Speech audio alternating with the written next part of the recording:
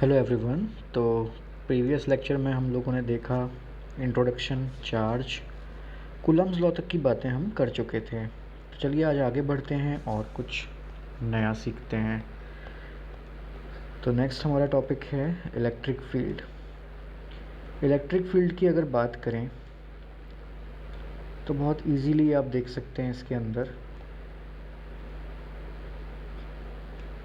Page number 14 से electric field का introduction देना शुरू किया गया है।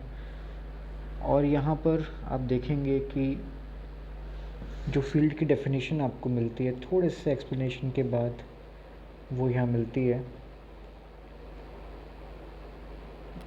According to this we say that the charge Q produces an electric field everywhere in the surrounding, and when another charge small q is brought at some point P, the field there acts on it and produces a force.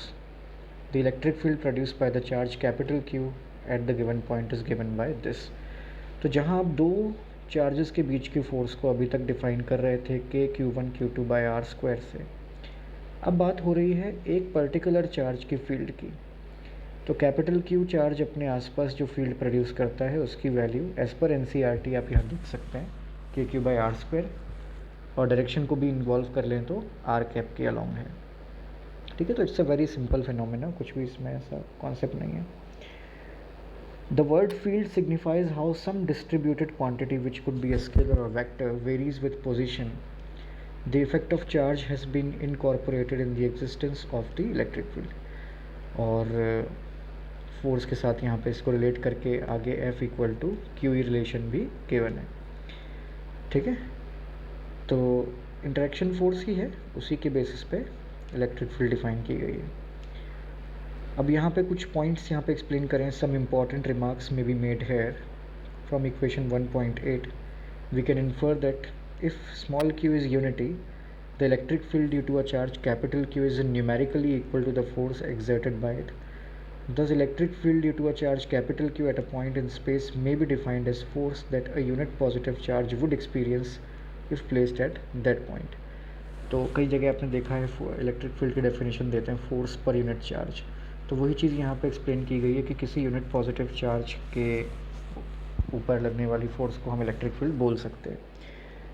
और जो capital Q charge है वो source charge हो गया, और जिस पे force लगवा रहे हैं, जिस पे फोर्स हम कैलकुलेट कर रहे हैं, वो आपका टेस्ट चार्ज हो गया। ठीक है, it's a test charge. And बस यही सब चीज़ें हैं। इसी को थोड़ा सा एक्सप्लेन यहाँ पे करा है, आप इसको रीड करेंगे तो आपके समझ में आ जाएगा कि वही चीज़ यहाँ पे थोड़ा सा और एक्सटेंड करके एक्सप्लेन करी गई है। सो यहाँ पे टेस्ट चार्ज के कॉन्सेप्ट को बता रखा है। However if a charge small q is brought at any point around capital Q, Q itself is bound to experience an electrical force and will tend to move. तो ऐसा ना हो इसके लिए हम टेस्ट चार्ज को नेग्लिजिबली स्मॉल मान सकते हैं। ओके, तो ये चीज़ है। A practical way to get around the problem, practical way to get around the problem of keeping Q undisturbed in the presence of small q is to hold Q to its location by unspecified forces. This may look strange, but actually this is what happens in practice. यानी आप जिस source charge की बात कर रहे हो, source charge को आप फिक्स्ड मान सकते हैं अपनी लोकेशन पे कि उसकी लोकेशन तो फिक्स्ड है, it can not be moved, right. इसकी लोकेशन को फिक्स कर दिया, जस्ट अ सेकेंड प्लीज़, इसकी लोकेशन को फिक्स कर दिया, यानी ये स्टेशनरी चार्ज हो गया, इसको आसानी से वहाँ से मूव नहीं किया जा सकता है। When we are considering electric force on a test charge small q due to a charge planar sheet, the charges on the sheet are held at their location by the forces due to unspecified charged constituents. तो ये कुछ practical problems और उनके कुछ ऐसे solutions बताएं जो मुझे नहीं लगता कि एग्ज़ाम में आपसे पूछे जा सकते हैं, बहुत रेयर चांसेस हैं इस चीज़ के। अगर हम आगे आएँ तो इलेक्ट्रिक फील्ड के बारे में एक और चीज़ इस सेकेंड पॉइंट में बता रखी है, वो भी टेस्ट चार्ज से ही रिलेटेड लग रही है मुझे। Thus the electric field capital E vector due to capital Q is also dependent on the space coordinate r. तो obviously distance पे भी फ़र्क पड़ ही रहा है। The field exist as every point in the 3 dimensional space. Obvious point है, कोई इसमें खास बात नहीं है। Then for a positive charge the electric field will be directed radially outward from the charge, on the other hand for negative charge it is radially inward. And since the magnitude of the force capital F vector on the charge small q due to charge q depends only on the distance r of the charge q from capital Q, the magnitude of E vector also depends only on the distance r. तो ठीक है, ये सब भी कोई points इतने खास काम के नहीं है। आगे आते हैं। सिस्टम ऑफ चार्जेस में वही सुपरपोजिशन प्रिंसिपल है जो हमने फोर्सेस में देखा था, बस यहाँ फार्मूला चेंज हो जाएगा। पहले अगर आप फोर्स के लिए KQ1Q2/r² लगा रहे थे तो इलेक्ट्रिक फील्ड के लिए जो रिलेशन आप यूज़ करेंगे वो सिंपली E=KQ/r² यूज़ कर सकते हैं। बाकी आप देखेंगे मिलते जुलते से सिमिलर से फार्मूले हैं। अगर आपने पिछला वीडियो देखा है तो फोर्स में जो जो काम हमने किया था वही सारा काम यहाँ पे आप देख सकते हैं कि इलेक्ट्रिक फील्ड वेक्टर में हो रहा है। Now here they have explained you the physical significance of electric field, कि इलेक्ट्रिक फील्ड को इंट्रोड्यूस करने की ज़रूरत क्या पड़ गई थी, क्या ऐसा नेसेसिटी आ गई थी कि इलेक्ट्रिक फील्ड को इंट्रोड्यूस किया जा रहा है।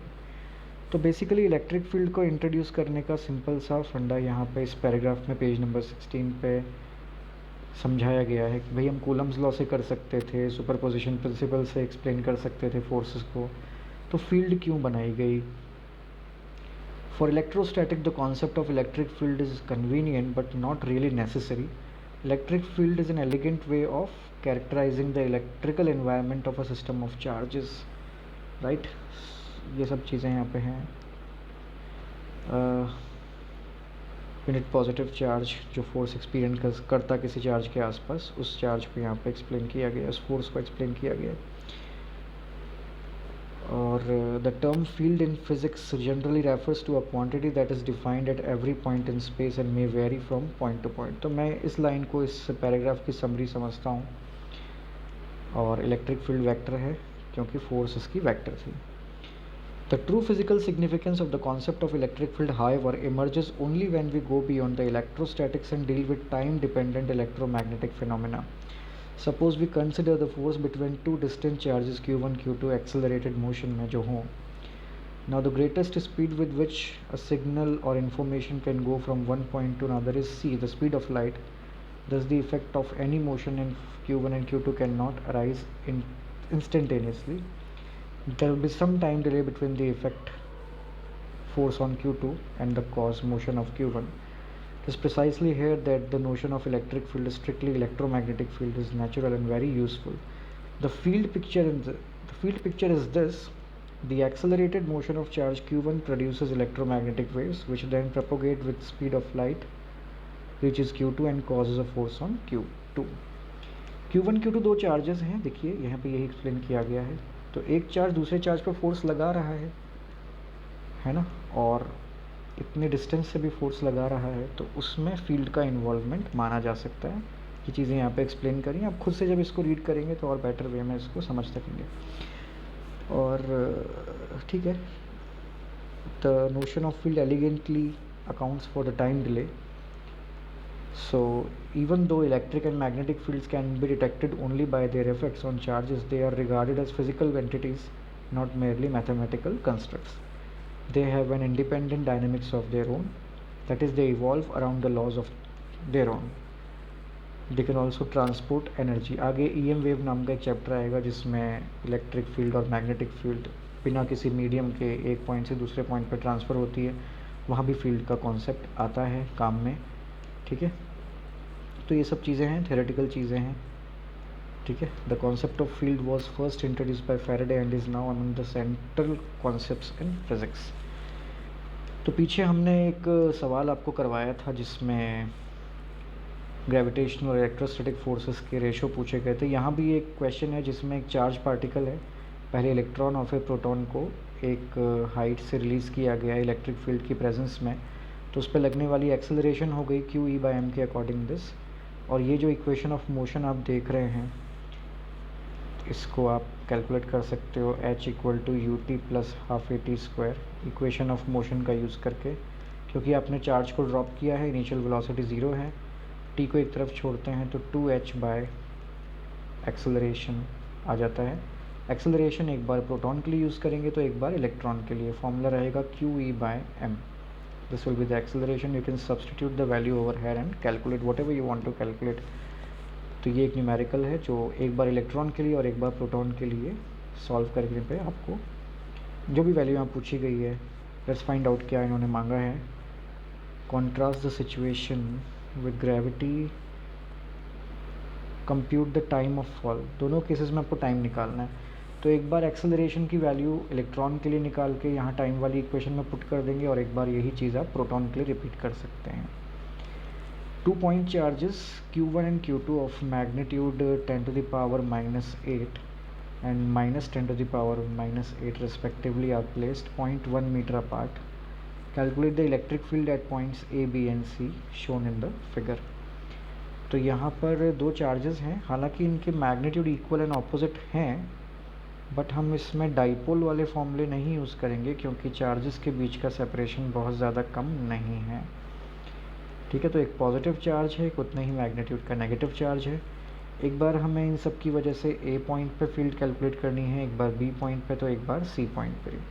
अगर मैं यहाँ साइड में डायग्राम बना के दिखाऊं तो यहाँ पर एक पॉजिटिव चार्ज, यहाँ उतने ही मैग्नीट्यूड का एक नेगेटिव चार्ज है।